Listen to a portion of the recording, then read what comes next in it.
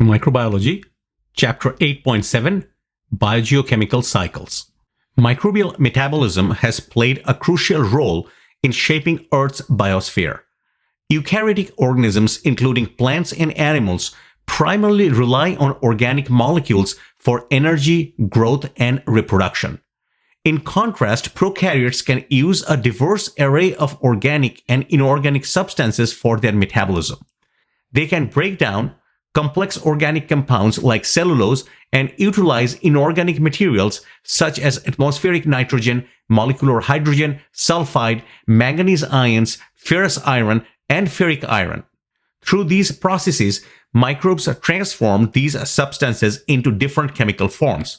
Sometimes, the byproducts of the microbial metabolism can be harmful to other organisms, while in other instances, they generate vital substances necessary for the survival and metabolism of various life forms.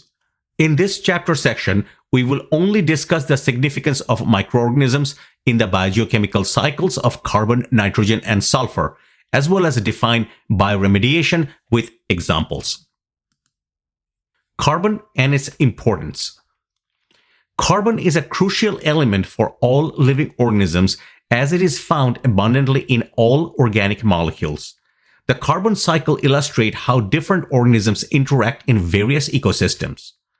Carbon is exchanged between heterotrophs, organisms that consume others for energy, and autotrophs, organisms that produce their own energy, primarily through atmosphere CO2.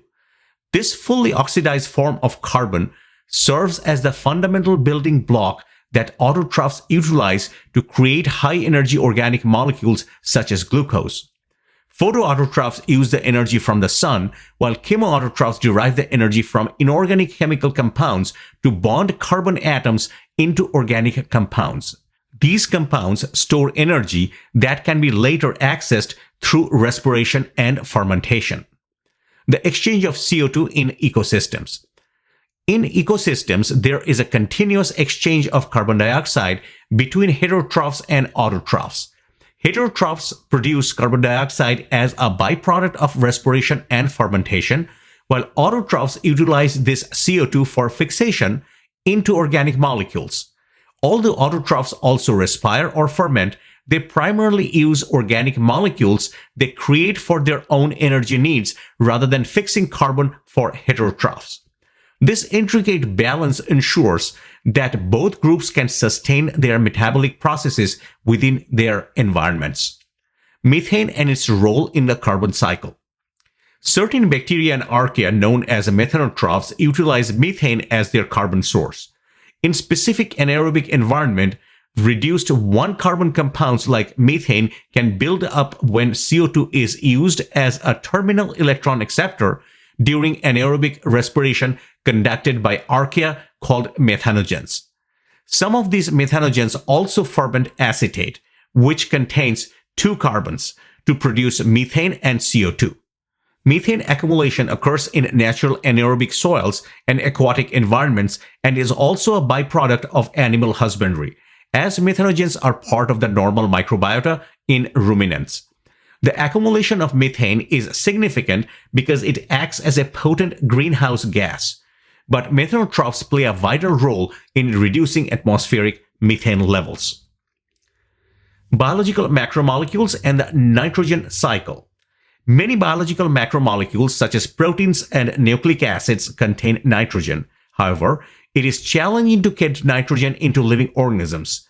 Prokaryotes play essential roles in the nitrogen cycle, transforming nitrogen between various forms for their own needs while benefiting other organisms indirectly. Plants and phytoplankton cannot utilize atmospheric nitrogen, which exists as a tightly bonded triple covalent molecule nitrogen and makes up about 78% of the atmosphere. Nitrogen enters in the living world through free-living and symbiotic bacteria that incorporate nitrogen into their macromolecules through specialized biochemical pathways known as nitrogen fixation. Cyanobacteria in aquatic ecosystem fix inorganic nitrogen from nitrogen gas into ammonia, which can be easily integrated into the biological macromolecules. Additionally, rhizobium bacteria fix nitrogen and live symbiotically in the root nodules of legumes such as beans, peanuts, and peas. They provide plants with essential organic nitrogen while receiving fixed carbon in the form of sugar in return. Free-living bacteria, like those of the genus Azotobacter, are also capable of fixing nitrogen. The nitrogen that enters the living system through nitrogen fixation is eventually converted back into nitrogen gas by microbes by three steps: ammonification, nitrification, and denitrification. In terrestrial systems, the first step is ammonification, where certain bacteria and fungi convert nitrogenous waste from living animals or remains of the dead organisms into ammonia. The ammonia is then oxidized by nitrite and subsequently to nitrate by nitrifying soil bacteria such as members of the genus Nitrosomonas in the process of nitrification. Finally, denitrification occurs when soil bacteria like those of the genus Pseudomonas and Clostridium use nitrate as the terminal electron acceptor in anaerobic respiration, converting it back into nitrogen gas that re-enters the atmosphere. A similar process takes place in marine nitrogen cycle, where marine bacteria and archaea perform these processes. Human activities such as the use of artificial fertilizers containing nitrogen and phosphorus compounds release nitrogen into the environment, leading to eutrophication in freshwater and saltwater system. The nutrient runoff caused the excessive growth of subsequent death of aquatic algae, resulting in anaerobic conditions that are hostile to aquatic organisms. Sulfur is a vital element for macromolecules found in living organisms. It plays a key role in the formation of proteins through amino acids such as cysteine and methionine. Additionally, sulfur is present in several vitamins that are essential for synthesizing important biological molecules like coenzyme A. Various groups of microbes are involved in the sulfur cycle, as shown in the figure diagram.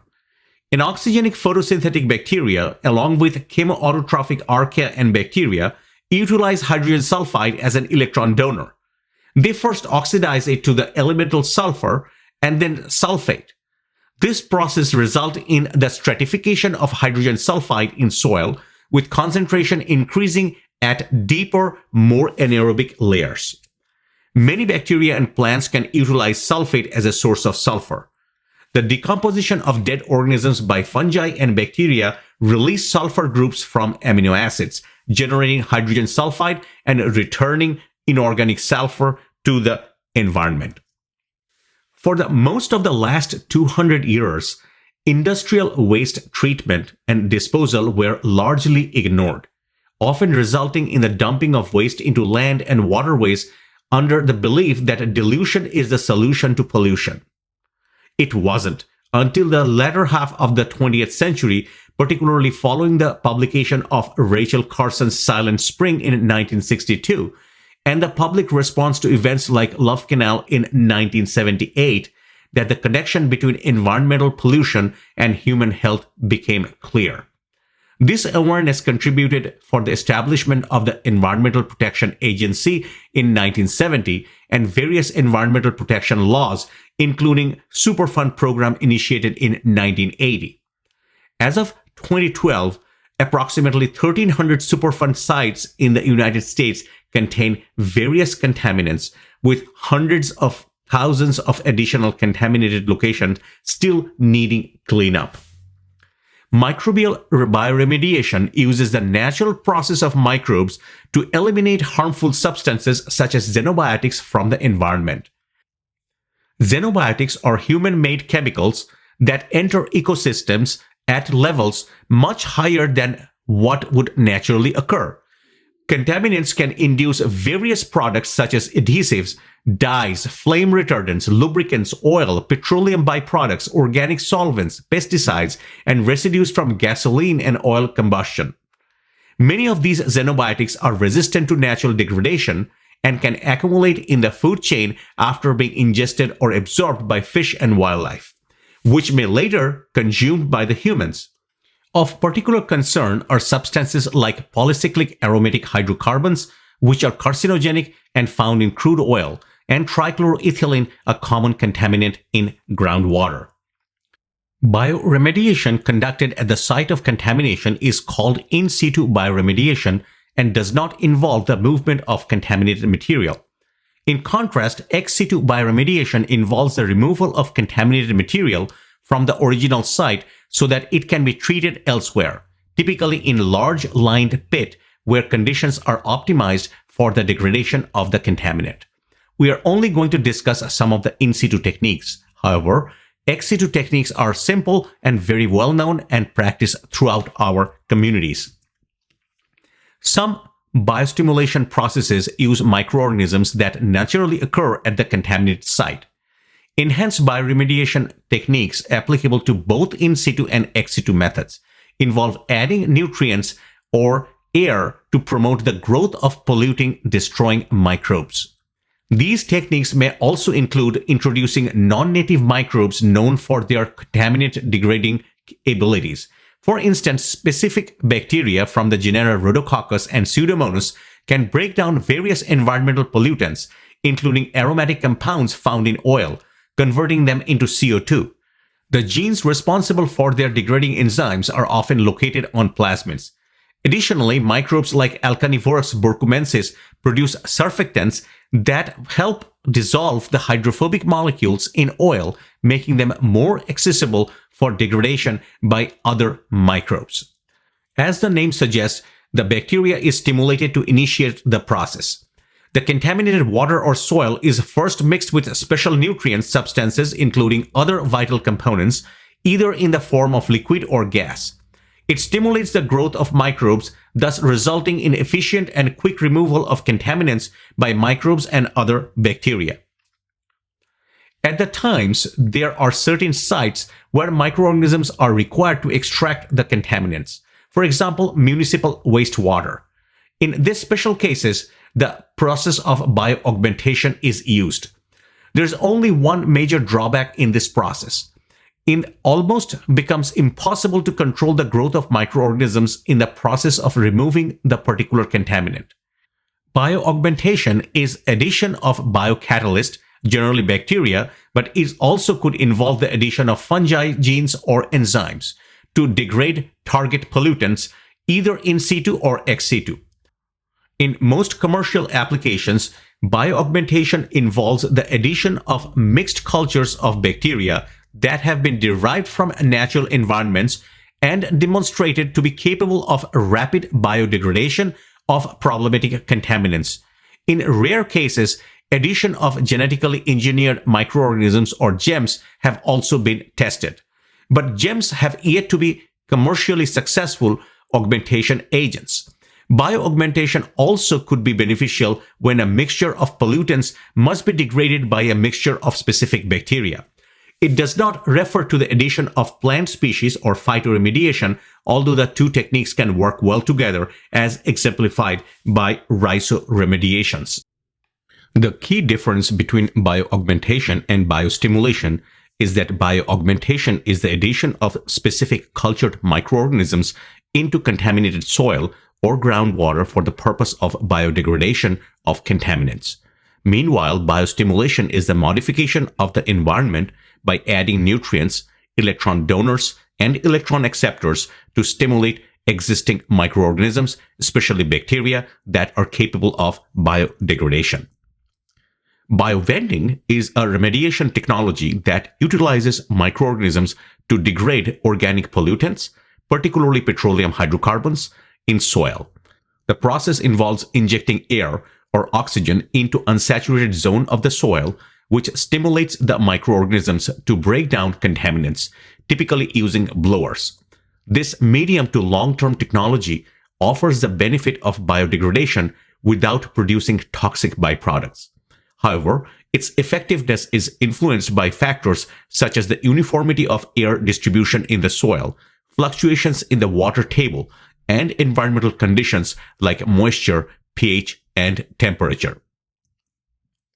The key difference between bioventing and biosparging is that bioventing involves injecting air into the unsaturated zone or dry soil to stimulate aerobic biodegradation, while biosparging injects air directly to saturated zone groundwater to enhance microbial activity there.